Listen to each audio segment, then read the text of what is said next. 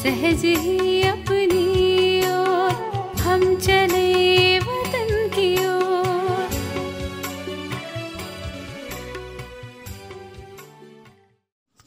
ஓம் சாந்தி 3/8/1975 அவ்யக்த பாப்தாதா மதுபன். வாணியின் தலைப்பு சிவசக்தி மற்றும் பாண்டவ சேனை தயாராக வேண்டும் என்பதற்கான எச்சரிக்கை.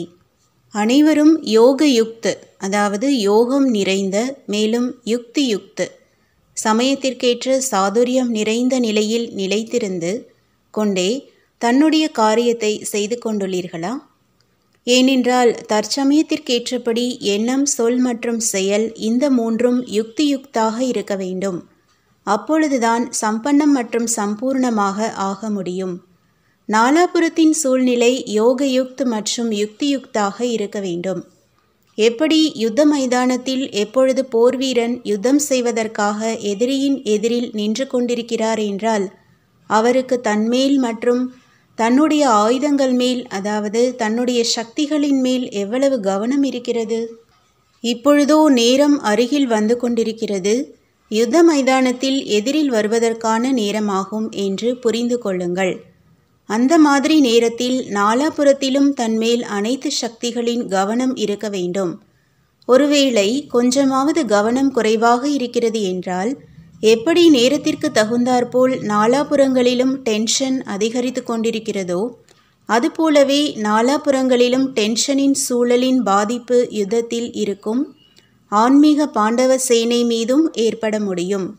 எப்படி நாளாக சம்பூர்ண நிலையின் நேரம் அருகில் வந்து கொண்டே இருக்கிறது என்றால் உலகில் டென்ஷன் இன்னும் அதிகரிக்கும், குறையாது. நாலாபுரங்களிலும் இழுபறியின் வாழ்க்கை அனுபவமாகும். நாலாபுரத்திலிருந்தும் இழுக்கப்பட்டு கொண்டிருப்பதாக அனுபவம் ஏற்படும்.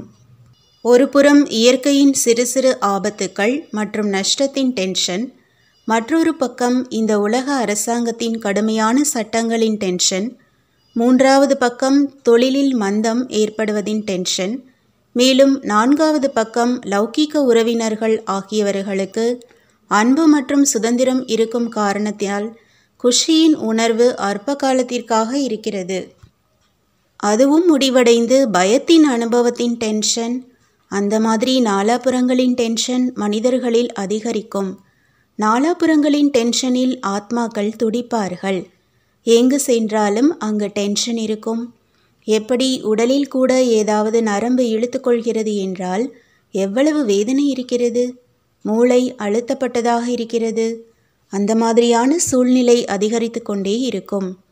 ஏதாவது புகலிடமே தென்படவில்லை, என்ன செய்வது என்று அப்படி இருக்கும். ஒருவேளை சரி என்று சொன்னாலும் டென்ஷன், இல்லை என்று சொன்னாலும் டென்ஷன். சம்பாதித்தாலும் கடினம், சம்பாதிக்காவிட்டாலும் கடினம், சேர்த்து வைத்தாலும் கடினம், சேர்த்து வைக்காவிட்டாலும் கடினம். அப்படி சூழ்நிலை உருவாகி கொண்டே இருக்கும். அந்த மாதிரியான நிலையில் நாலாபுரத்திலும் உள்ள டென்ஷனின் பாதிப்பு ஆன்மீக பாண்டவ சேனை மேல் இருக்க வேண்டாம். தான் டென்ஷனில் வருவதற்கான பிரச்சனையே இருக்க வேண்டாம். ஆனால் சூழ்நிலையின் பாதிப்பு பலகீனமான ஆத்மாவில் சுலபமாகவே ஏற்பட்டுவிடும். அப்படியெனில் என்ன செய்வது, எப்படி ஆகும் என்ற பயத்தின் சிந்தனை போன்ற இந்த விஷயங்களின் பாதிப்பு இருக்க வேண்டாம். அதற்காக இடையிடையே ஈஸ்வரிய நினைவு யாத்திரைக்கான ஏதாவது விசேஷ புரோகிராம் மதுபன் மூலமாக அதிகாரபூர்வமாக சென்று கொண்டே இருக்க வேண்டும். அதன் மூலம் ஆத்மாக்களின் கோட்டை உறுதியாக இருக்கும். இன்றைய நாட்களில் சேவையும் மிகவும் அதிகரிக்கும். ஆனால் சேவை அதிகரிப்பதின் கூடவே யுக்தி யுக்தாகவும் மிக அதிகமாக இருக்க வேண்டும். இன்றைய நாட்களில் யாரும் ஞானஸ்வரூப ஆத்மாவாக ஆவதற்காக வருவதில்லை. ஒரு ரகமானது தந்தைக்கு சமமாக ஆகுபவர்கள் தந்தைக்கு சமமாக மாஸ்டர் ஆகிவிடுகிறார்கள்.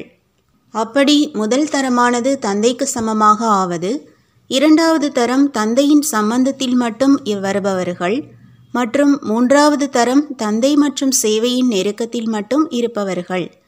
இன்றைய நாட்களில் உறவு மற்றும் நெருக்கத்தில் வருபவர்கள் அதிகமாக வருவார்கள். சொரூபமாகுபவர்கள் குறைவாகவே இருப்பார்கள். அனைவரும் ஒரே மாதிரியாக உருவாக மாட்டார்கள். நாளாக நாளாக பலகீனமான தரமுள்ள ஆத்மாக்கள், அதாவது பிரஜைகளின் எண்ணிக்கை அதிகமாகி வரும். அவர்களுக்கு ஒரு விஷயம் மட்டும்தான் பிடித்தமானதாக இருக்கும். 2 விஷயங்கள் பிடித்தமானதாக இருக்காது. அனைத்து விஷயங்களிலும் நிச்சயம் இருக்காது. அப்படி நெருக்கத்தில் வருபவர்களுக்கும் அவர்களுக்கு என்ன வேண்டுமோ அதன் பிரகாரம் அவர்களை நெருக்கத்தில் வைத்து கொண்டே இருக்க வேண்டும். எப்படி நேரம் மிகவும் மென்மையானதாக வந்து கொண்டே இருக்குமோ அப்படி பிரச்சனைக்கு ஏற்றபடியும் அவர்களுக்கு வழக்கமான மாணவர்கள் ஆவதும் கடினமாக இருக்கும். ஆனால் நெருக்கத்தில் மிக அதிகமானவர்கள் வருவார்கள். ஏனென்றால் கடைசி நேரம் இல்லையா? அப்படி கடைசி தோற்றம் எப்படி இருக்கும்? எப்படி முதலில் துடிப்பு, ஊக்கம், உற்சாகம் இருந்ததோ அம்மாதிரி கோடியில் ஒருவருக்குத்தான் கிடைக்கும். பெரும்பான்மையோர் உறவு நெருக்கத்தில் இருப்பவர்களாக வருவார்கள். அப்படி இந்த கவனம் வேண்டும். நெருக்கத்தில் வரும் ஆத்மாக்களை பகுத்தறிந்து கொள்ளாமல் நெருக்கத்திலிருந்து அவர்களை வஞ்சித்து விடக்கூடாது. வெறும் கையோடு யாரும் போக வேண்டாம். நியமங்கள் படி நடக்க முடியாவிட்டாலும் அவர் அன்பில் இருக்க விரும்புகிறார் என்றால் அந்த மாதிரி ஆத்மாக்கள் மீதும் கூட அவசியம் கவனம் வைக்க வேண்டும். இந்த குரூப் 3வது நிலையில் உள்ளவர்கள் என்று புரிந்து கொள்ள வேண்டும். அவர்களுக்கும் அதற்கேற்றபடி கையாளுதல் கிடைக்க வேண்டும். அப்படி நேரத்திற்கு தகுந்தாற்போல் சூழ்நிலையை சக்தி நிறைந்ததாக ஆக்குவதின் தேவை இருக்கிறது. பிராமண குழந்தைகளின் தினசரி நடவடிக்கைகள் சாதாரண முறையில் கழிந்தது என்பது இன்றைய நாட்களில் நேரத்திற்கு தகுந்தாற்போல் இருக்கக்கூடாது. இல்லையென்றால் அதன் பிரபாவம் ஏற்பட்டுவிடும். எனவே விசேஷமாக சூழ்நிலையை நினைவு யாத்திரை மூலம் சக்தி நிறைந்ததாக ஆக்குவதில் அனைத்து குழந்தைகளின் கவனத்தை ஈர்க்க வேண்டும். தன்னை அந்த உலகின் சூழ்நிலைகளிலிருந்து எப்படி காப்பாற்ற முடியும்? அந்த நிலை எது? கர்மயோகியாக இருந்த போதிலும் எதை யோகி நிலை என்று கூறுவது? இப்படிப்பட்ட விஷயங்களின் மேல் இப்பொழுது விசேஷமான கவனம் கொடுக்க வேண்டும். இப்பொழுது நினைவு யாத்திரை என்ற விஷயத்தின் மேல் அதிக கவனம் கொடுக்க வேண்டும். வரக்கூடியவர்களில் பலம் நிறைந்துவிடும் அளவிற்கு ஒவ்வொரு சென்டரிலும் ஏதாவது நிகழ்ச்சி நடந்து கொண்டே இருக்க வேண்டும். அந்த மாதிரி நேரத்தில் அவர்களும் விலகியிருப்பவர்களாக இருக்கட்டும். சாட்சியாகி பிரச்சனைகளை எதிர்கொள்ளட்டும். அதற்காக நினைவின் பலம் தேவையாக இருக்கிறது. பிராமணர்களை எச்சரிக்கை உள்ளவர்களாகவும் திறமைசாலிகளாகவும் ஆக்குவதற்காக மற்றும் சுயத்தின் பாதுகாப்பிற்காக அந்த மாதிரி ஏதாவது கருத்துக்கள் மற்றும் வகுப்புகளின் நிகழ்ச்சிகளை உருவாக்குங்கள். அதன் மூலம் எங்களுக்கு மதுபன் லைட் ஹவுஸிலிருந்து விசேஷமாக லைட் வந்து கொண்டிருக்கிறது என்று அனைவரும் புரிந்து கொள்ளட்டும். நல்லது. நாடகப்படி காரிய நடவடிக்கைகளோ சரியாக நடந்து கொண்டிருக்கின்றன. இன்றைய இப்பொழுதைய காரிய நடவடிக்கைகள் மூலம் ராஜ்யத்தை நடத்தும் சம்ஸ்காரம் அதிகரித்து கொண்டே இருக்கிறது இல்லையா? ராஜ சிம்மாசனம் மற்றும் இது ராஜ ஆசனம். ராஜ்யம் செய்பவராகி பின்பு அந்த சிம்மாசனத்தில் அமர்வீர்கள். ராஜ்யம் செய்பவர் என்றால் அதிகாரி ஆகிவிட்டீர்கள். எந்த ஒரு கவர்ச்சியின் கர்ம வினையை அனுபவிப்பதின் அல்லது கர்மேந்திரியங்களின் அடிமைத்தனம் இருக்க வேண்டாம். அதிகாரியாக ஆக வேண்டும். இப்பொழுது ராஜ ஆசனம் இருக்கிறது.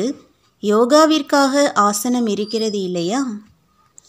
ஆசனத்தில் அமர்ந்திருப்பார்கள்.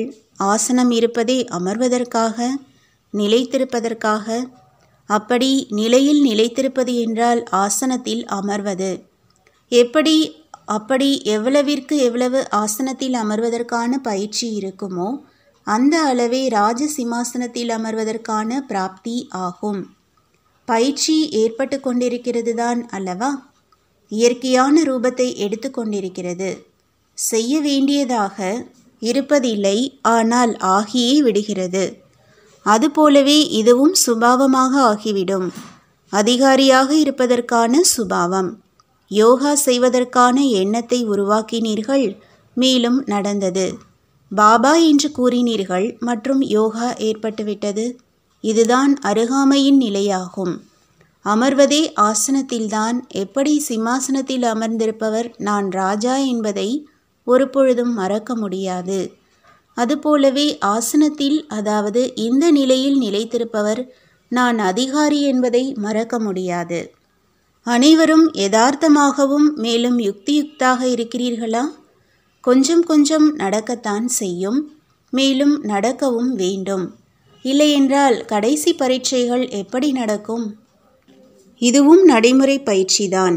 இந்த பரீட்சைகள்தான் மதிப்பெண்களை சேமிப்பு செய்விக்கிறது. மதிப்பெண்கள் சேமிப்பு ஆகி கௌரவமாக தேர்ச்சி பெற்றவரின் பட்டியலில் வந்து விடுவீர்கள். என்னென்ன நடக்கின்றனவோ அவை அனைத்தும் பரீட்சையில் மதிப்பெண்கள் சேமிப்பாவதற்காக நடக்கின்றன. அனைத்து விஷயங்களில் சேமிப்பாக வேண்டும். நினைவு யாத்திரையில் மட்டுமல்ல, 4 பாடங்களிலும் தேர்ச்சி பெற வேண்டும். அப்பொழுதுதான் கௌரவத்துடன் தேர்ச்சி பெற்றவர் ஆவீர்கள். ஒவ்வொரு காரியத்திலும் வெற்றியோ ஏற்கனவே அடங்கியிருக்கிறது. அது திரைச்சீலைக்கு உள்ளே இருந்தாலும் சரி அல்லது வெளியில் இருந்தாலும் சரி. சில சூழ்நிலைகளில் திரைச்சீலைக்கு உள்ளே வெற்றி இருக்கிறது, மேலும் வேறு சூழ்நிலைகளில் வெளிப்படையாக வெற்றி இருக்கிறது. 2 சூழ்நிலைகளிலுமே வெற்றி மற்றும் பிரத்யக்ஷதாதான். கொஞ்ச காலம் வெளியில் தெரியாமல் இருப்பதையும் பார்க்க வேண்டியதாக இருக்கிறது.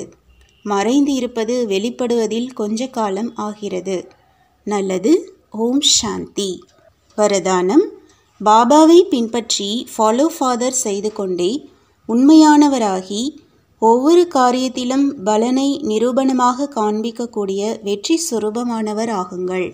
யார் பாபாவை பின்பற்றக்கூடிய குழந்தைகளாக இருக்கிறார்களோ அவர்கள்தான் சமமானவர்கள்.